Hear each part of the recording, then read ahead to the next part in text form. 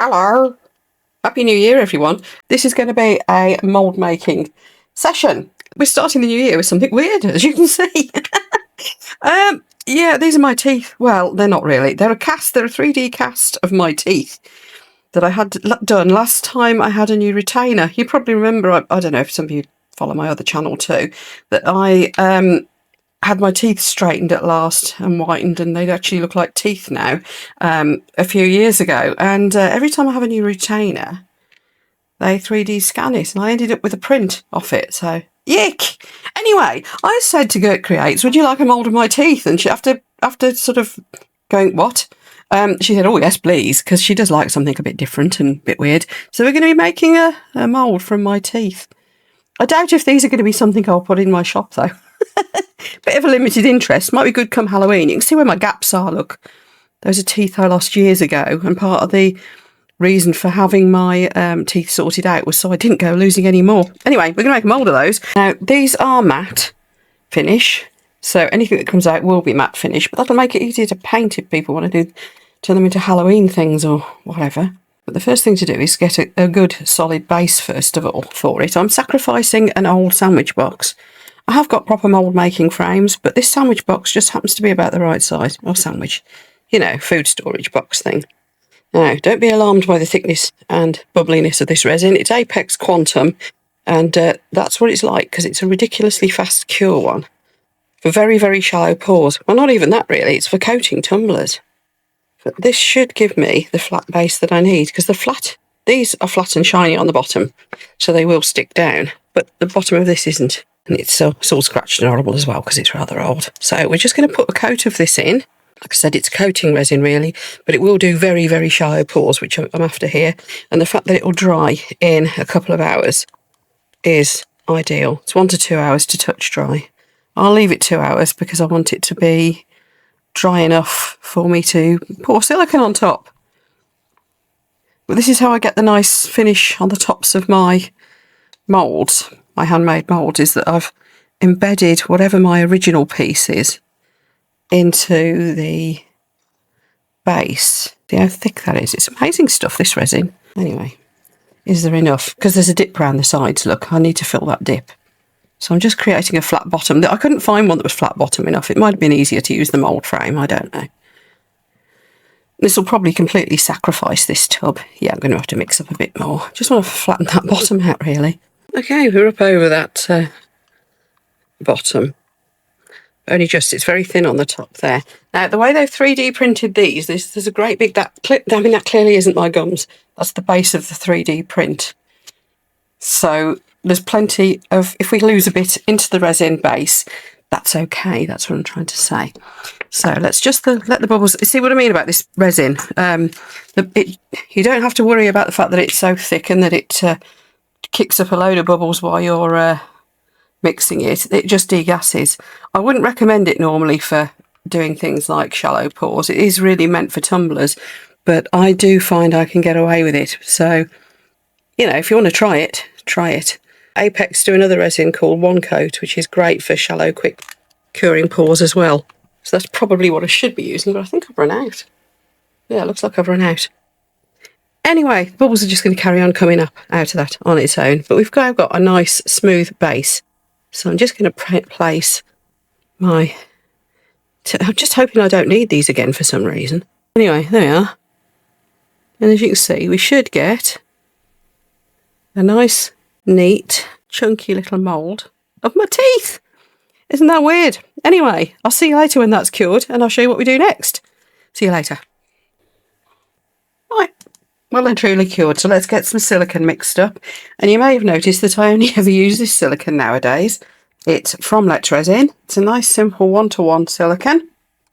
Dead straightforward to use. It always cures really nice and soft yet sturdy. Does that make sense? It's yeah, it's firm but really still easy to demold. And being translucent, you can get your ultraviolet curing lights to go through it if you're wanting to use it for UV resin as well. Unless it's really chunky, I don't think we'll get the light to go through this so well because it's quite big. So yeah, I've tried lots of other silicones. I was quite keen on the Nick Pro minty green coloured silicone. That was quite nice to use too. But typically I'm wanting to use a translucent. And yeah, it's not just because of the ultraviolet possibilities it's got for the UV resin. It's also for the fact that you can colour it yourself if you want to make it pretty. And just because it's translucent, you can kind of see what you're doing. You can see the piece through the silicone, and just see how deep you are above it. Whereas if it was a solid colour, you can't so much. So although it's a bit more expensive than the solid colours of silicone, I do favour this wherever possible. And it doesn't take too long to cure either. I've sometimes demolded the mould. Is that the right word for demolding a mould? I don't know. But I've sometimes done it within about 3 or 4 hours if it's been a really warm day. In this case, especially because it's quite a big piece, I'm going to leave it overnight because it's also evening now here. So it'll be well and truly cured in the morning. You are supposed to leave a mould 24 hours before you use it anyway. So we do this now, and then we'll do a test casting tomorrow. Hopefully I'm giving you a few of my tips and secrets. Not so much secret, are they really? But you know what I mean. Some of my little tips for getting a good, clean silicone mould out. Obviously you want to be stirring it thoroughly. You'll notice I'm using a plastic knife here because it's got almost a point on it, so I can get right down into the corners. Give it a good stir. You can use a debubbling machine to get any bubbles out, but I honestly find this silicone just drops the bubbles anyway. So I'll just pour it nice and slowly in, and it'll just do its thing, really.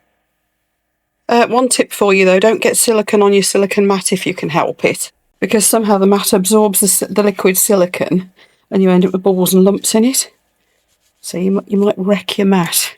Honestly, I had intended to get a different mat under this before I started pouring silicone, and I completely forgot. So here we go. Just going to pour it in. Nice and steady. Hopefully I've got enough here.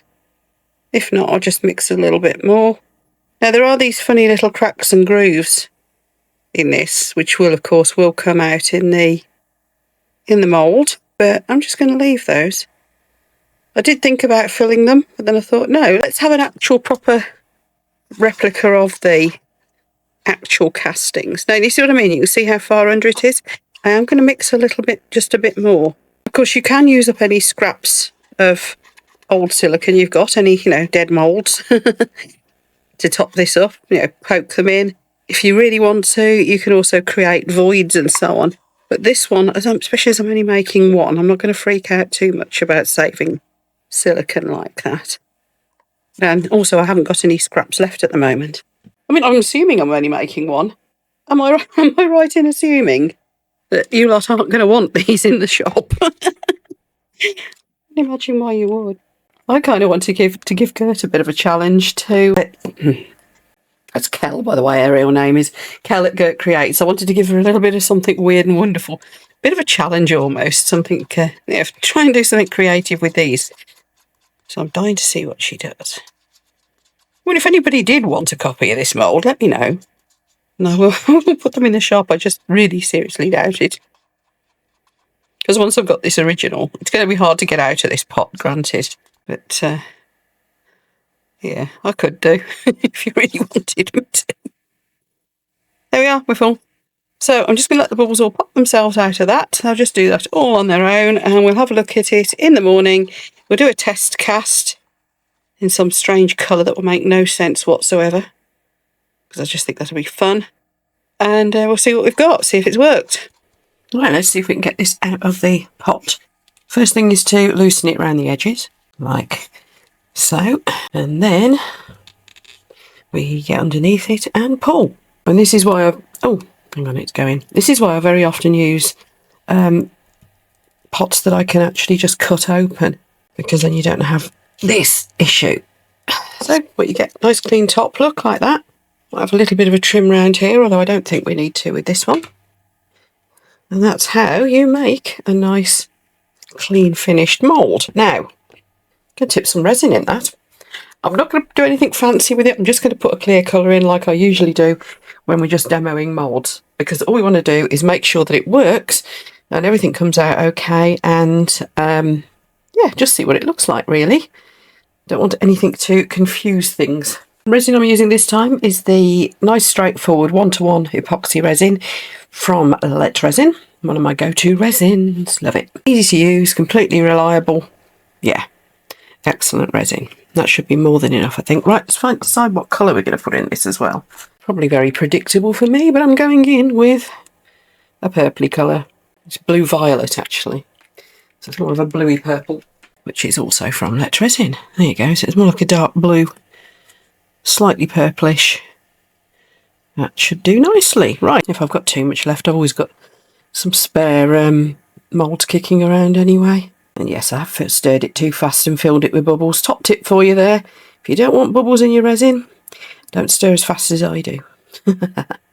This is a really good resin though. The bubbles should just drop out on their own. Although, yeah, those debubbling machines are extremely good as well. I love the Let Resin one in particular because it's nice and big. You can get a lot of stuff in there debubbling all at once. There we go. Yes, I had made up way too much. So I'm going to put a little bit more in that one, I think. There we go. And then the rest I'm just going to tip in this little heart mould that I'm so fond of. A little heart dish, which is just a useful little thing. Looks like I've got plenty to do that. And what other moulds I can find handy. So I'll see you all later when this is cured, and we'll have a look, see what my moulds worked like. See you later. So I've demoulded all the little extras I made. Quite pleased with that colour. Quite nice. It's very subtle, isn't it? Yeah. Let's see how our moulder's done. The silicone's set beautifully. Look, any messy bits that I spilt just come straight off. It's a nice shiny mould. Obviously the pieces themselves won't be shiny because the originals weren't shiny. And I've got a load of bubbles in there. Yeah. Should have debubbled first. But then again, the original surface isn't perfect on them. There we are. Yes, I think I've got inbuilt bubbles. Look, see, I thought the bubbles would all come out of the silicone, but because of the way it's behaved around the 3D print, not so much so. Anyway, I can redo it. It's not a problem. But yes, we have my teeth. So, yes, I'm going to do another one, just so that I've got one without the bubbles. Yeah, and I should be sending that off to Gert Create. Gert, I'm dying to see what you do with these. Yeah. Weird or what? But now we know how to make silicone moulds. But like I said, I will be making another one, being a lot more careful about the bubble situation in the silicone than I was. I think it's because it's a 3D printed stuff that it reacts a little bit funny. So yeah, we'll have another go, but that'll be on its way to Gert soon. Gert, once I've made you another one. I'll see you soon, everyone. And I hope this made you laugh a little bit anyway, and gave you some tips on mould making. But there's a lesson to me to be a bit more careful with my bubble situation in the silicone itself. There we are. See you for the next one, folks. Bye.